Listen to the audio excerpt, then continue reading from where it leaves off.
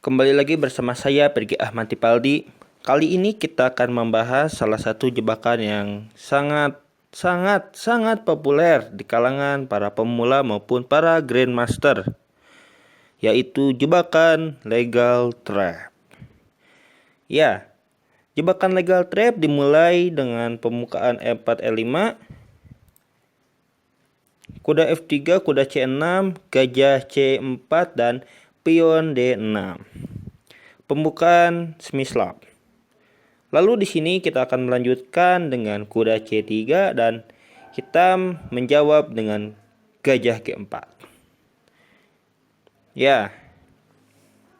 Di sini hitam berniat untuk memaku kuda terhadap menteri.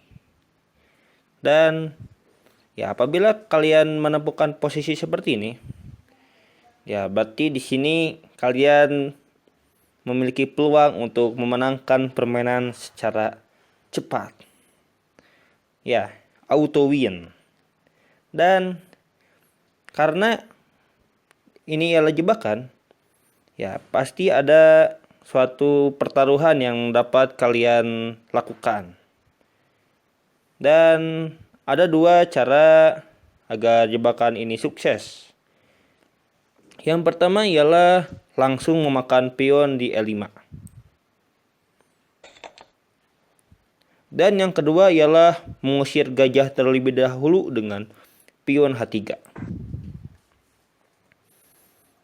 Ya, saya akan menjelaskan yang pertama. Ya, di sini kita bisa saja langsung memakan pion di E5 dengan kuda dan berharap di sini gajah memakan menteri yang berada di D1. Mengapa? Karena setelah gajah memakan menteri di D1, kita dapat langsung memakan pion yang berada di petak F7. Skak. Lalu kita akan menggerakkan kuda kita menuju D5. Skakmat. Ya. Kemenangannya sangat mudah sekali bagi putih. Tetapi apabila di sini hitam tidak tertipu dengan jebakan ini, melainkan memakan kuda yang berada di E5, di sini kita akan mendapat kerugian yang cukup besar.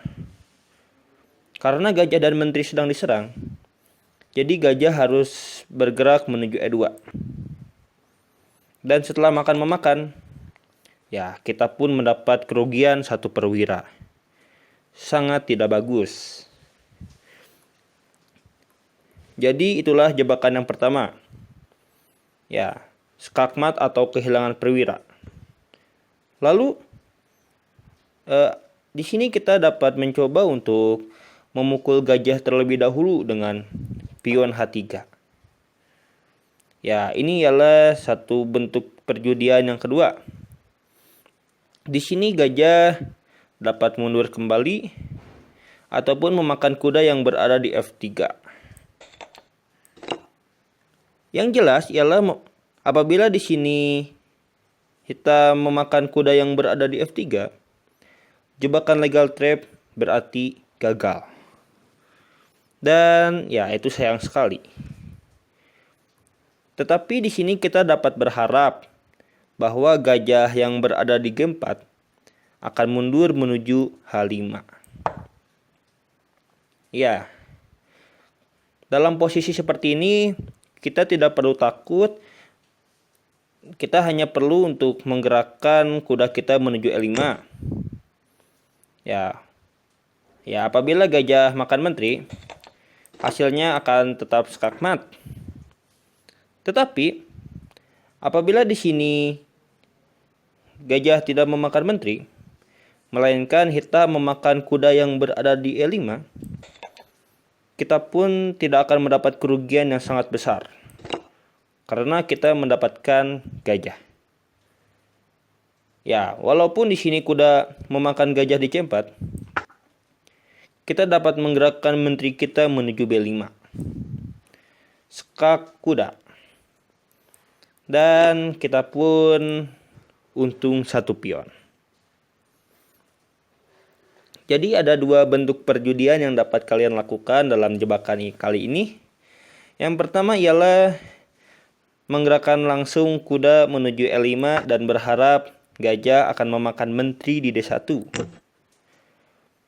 Atau yang kedua ialah menggerakkan pion ke H3 dan berharap gajah akan bergerak menuju H5.